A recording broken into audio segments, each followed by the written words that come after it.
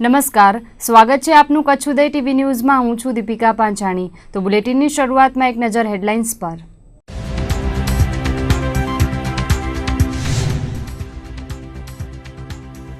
પાણીની અછત વચ્ચે નરા પંથક બેહાલ। ખાનગી કંપની દ્વારા ઉલેચાય છે ગેરકાયદેસર પાણી। જોઈશું કચ્છ ઉદયની ખાસ રજૂઆત તરસ। કાળઝાળ ગરમીને પગલે કચ્છનું જનજીવન અસ્તવ્યસ્ત। ગરમીનો પારો 47 ડિગ્રીએ પહોંચતા લોકો ત્રાહિમામ। અગનજ્વાળા ઉગતા આસમાન સામે લોકો વિવશ। પૂર્વ કચ્છમાં ઓવરલોડ ગાડીઓ પર ધોંસ। ખાણ ખનીજ વિભાગે ચાઇનાકલે ભરેલી 9 ગાડીઓ ઝડપી। લખપત લોધીડા વચ્ચેથી 10 ઓવરલોડ જબ્બે। કાળઝાળ ગરમી વચ્ચે શાકભાજીના ભાવમાં વધારો।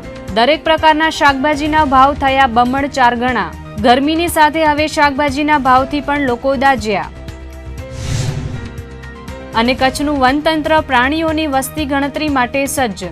20મીથી દીપડા સહિતના જંગલી પ્રાણીઓની થશે ગણતરી। વન વિભાગના કર્મચારીઓને ગણતરી માટેની અપાઈ તાલીમ। કચ્છની પશ્ચિમ સરહદે આવેલ નરા પંથક મિની પંજાબ તરીકે ઓળખાય છે। આગવી ઓળખ ધરાવતો આ હરિયાણો પંથક ઉજળ બની જાય તેવી દહેશત ઊભી થઈ છે। જોઈએ આ ખાસ અહેવાલ।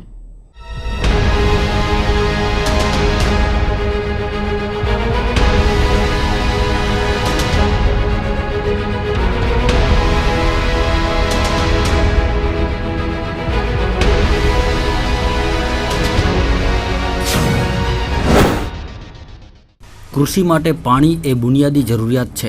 ખેતી માટે જગતનો તાત વરસાદ અને ભૂગર્ભ જળ પર આધાર રાખે છે। કચ્છના લખપત તાલુકામાં સામાન્ય કરતાં ઓછો વરસાદ થાય છે, ત્યારે આ પંથકના ધરતીપુત્રો ભૂગર્ભ જળ દ્વારા સિંચાઈ કરતા રહ્યા છે। પણ હવે નજીકના જ ભવિષ્યમાં ભૂગર્ભ જળથી ખેતી કરવી એ સ્વપ્ન બની જાય તેવી સ્થિતિનું નિર્માણ થયું છે।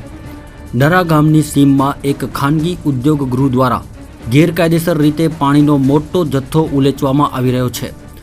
નરા નજીક આવેલ આર્ચિયન કેમિકલ કંપનીને પાણી પહોંચાડવામાં રાજકીય મોટા માથાઓએ ગેરકાયદેસર પાઇપલાઇનનું નેટવર્ક બિછાવી દીધું છે। મોટા મશીનો મારફતે ભૂગર્ભ જળનો મોટો જથ્થો ઉલેચીને કંપનીને પહોંચાડવામાં આવી રહ્યો છે। લગભગ 24 ઇંચ પહોળી પાઇપલાઇનોમાં 20થી વધુ ગેરકાયદેસર રીતે બનાવવામાં આવેલા બોરમાંથી પાણી ઉલેચવામાં આવી રહ્યું છે। નરાનું જો અહીંયા મારા લુણા ગ્રામ પંચાયતના નરા મથકના માણસોનો હિજરત કરીને વારો આવી જશે। આ જો પાણીનું પૂર લઈ જશે, આ લોકોને પાણી પૂરતું લઈ જશે, અમારે અહીંયાથી હિજરત કરવાનો વારો આવી જશે। અમારે પછી બીજું કોઈ વિકલ્પ નથી। જો અમે આ રીતે બહુ મોટો અમારે દ્રોહ થઈ રહ્યો છે અમારા સાથે। કોઈ અધિકારી તમામ જગ્યાએ મેં જે રજૂઆતો કરી તો કોઈ પણ અમારું સાંભળતો નથી ને અત્યારે જે પરિસ્થિતિ છે એમાં જો આ પાણી લઈ જશે, પાણી ચાલુ છે ને અત્યારે પાણી જો એને બંધ નહીં કરવામાં આવે તો અમારે આ ખેતી અને પશુપાલકનું મૃત્યુ ઘટવાગી જશે। એમાં કોઈ સ્થાન નથી। જ્યારે અમને સરકાર તો 8 કલાક પાવર આપે છે મર્યાદામાં રહીને, વધારે અમે નથી વાપરી શકતા। એ લોકો 24 કલાક ડીજી મૂકી ને 25 મોટા બોર બનાવીને આવે 2 ફૂટની પાઇપ લઈને એમાં પાણી જો લઈ જશે અમારો તો પૂરો વિનાશ થઈ જશે। અમારે અહીંયા પૂરો તરફ વિનાશ થઈ જશે ખેડૂત અને માલધારીઓને પશુપાલકોનું। હાલ જ્યારે કચ્છમાં અછત અને અર્ધ અછત જેવી સ્થિતિમાં પાણીની ભારે ખેંચ ઊભી થઈ છે, ત્યારે નરાની સીમમાંથી ભૂગર્ભ જળ મોટા પ્રમાણમાં ઉલેચાઈ રહ્યું છે। આ સમગ્ર મામલે ગુજરાત હાઈકોર્ટમાં વિધિવત ફરિયાદ દાખલ થઈ છે। સમગ્ર મામલો કોર્ટમાં વિચારાધીન છે, છતાં અદાલત કે કાયદાના કોઈ પણ ભય વગર ગેરકાયદેસર રીતે પાણી ખેંચાઈ રહ્યું છે।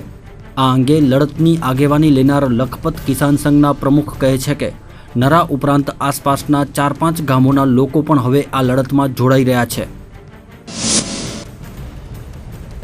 हम मूल पाकिस्तान से आए थे 1947 में और उसके बाद सरकार ने हमारे को यहाँ पर बसाया है।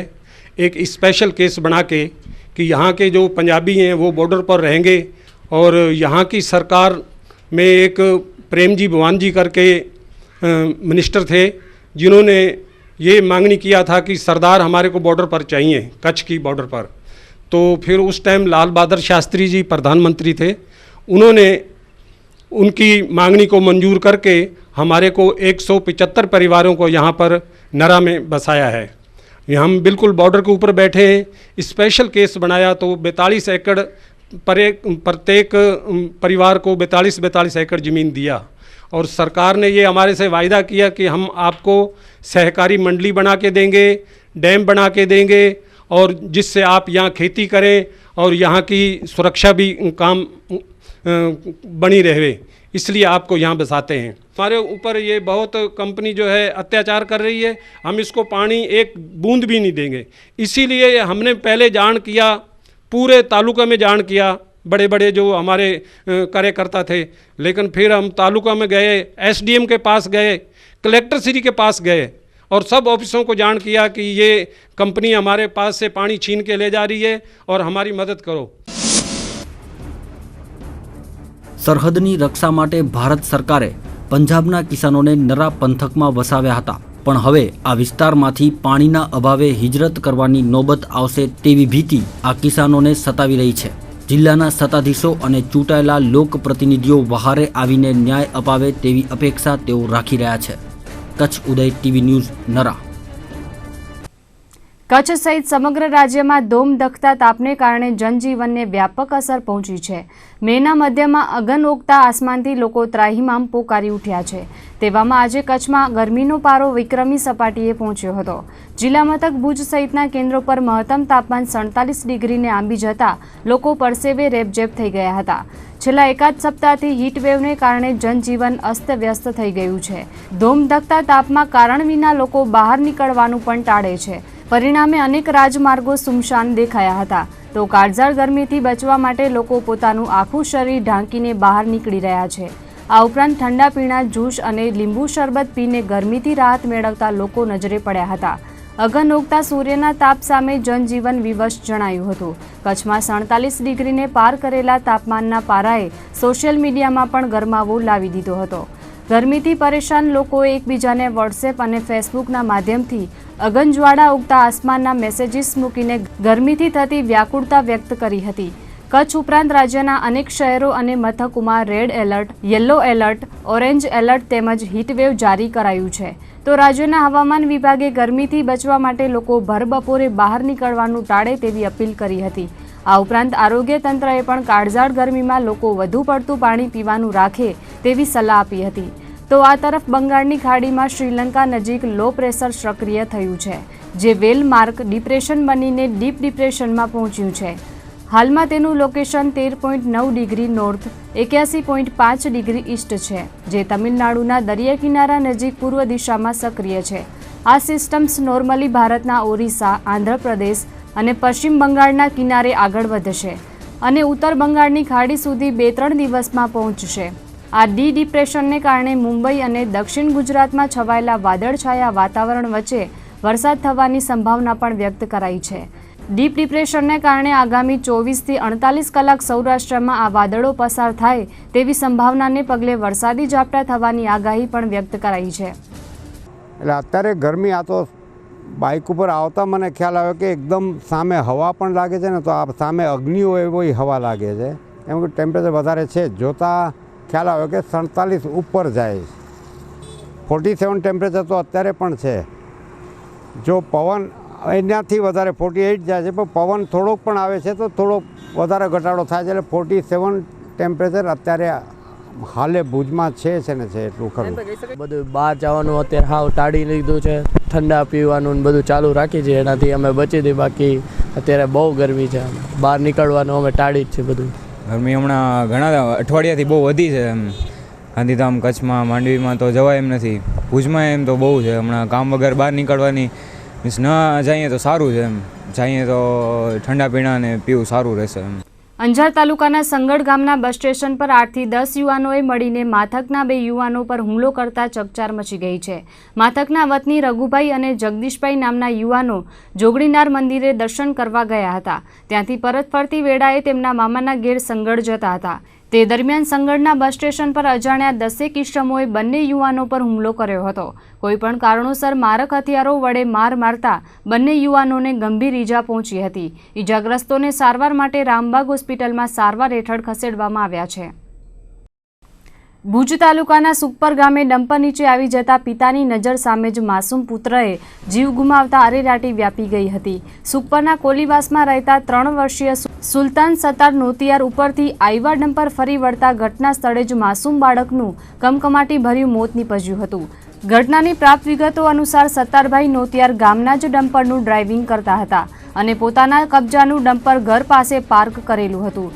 જે હંકારી જતા તે દરમિયાન જ તેમનો માસૂમ પુત્ર ડમ્પર નીચે આવી જતા ઘટના સ્થળે જ મોત નીપજ્યું હતું. પૂર્વ કચ્છમાં પોલીસ અને ખાણ ખનીજ વિભાગે ઓવરલોડ ટ્રકો પર ધોંસ બોલાવી છે.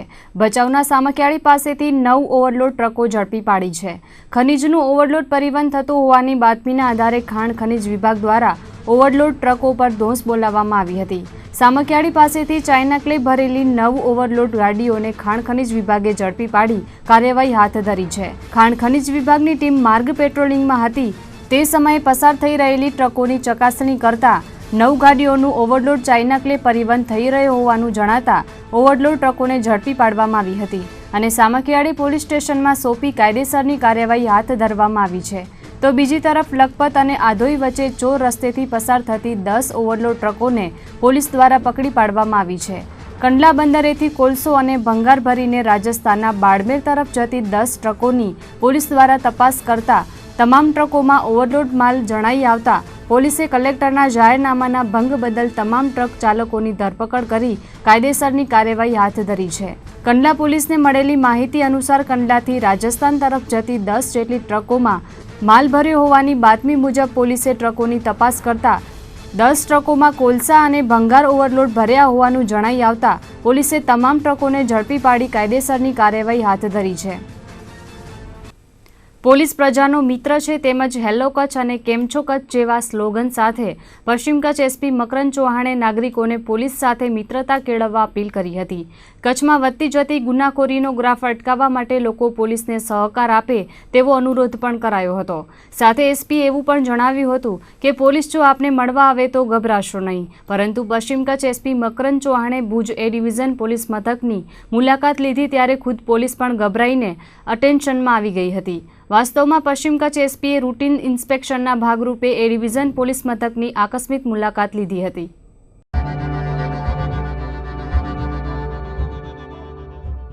રોયલ નર્સરી શરદબાગ ભુજ કચ્છ ફળ ઝાડ તથા ફૂલ છોડના રોપા વ્યાજબી ભાવે મેળવવાનું એકમાત્ર જૂનું અને જાણીતું વિશ્વાસપાત્ર સ્થળ. અમારી પાસેથી તમામ પ્રકારના ફળોના રોપા, ફૂલ છોડ, ઇન્ડોર તથા આઉટડોર ડેકોરેટિવ પ્લાન્ટ્સ હાજર સ્ટોકમાં ઉપલબ્ધ. નવા બગીચા તૈયાર કરવા માટે તેમજ બગીચાના મેન્ટેનન્સ માટે આજે જ સંપર્ક કરો. Royal nursery Sharadbaug Bhuj Kutch. સંપર્ક Pabubhai Gadhvi. Mobile number 9825857394. Ibrahim Sumra. Mobile number 9913113710.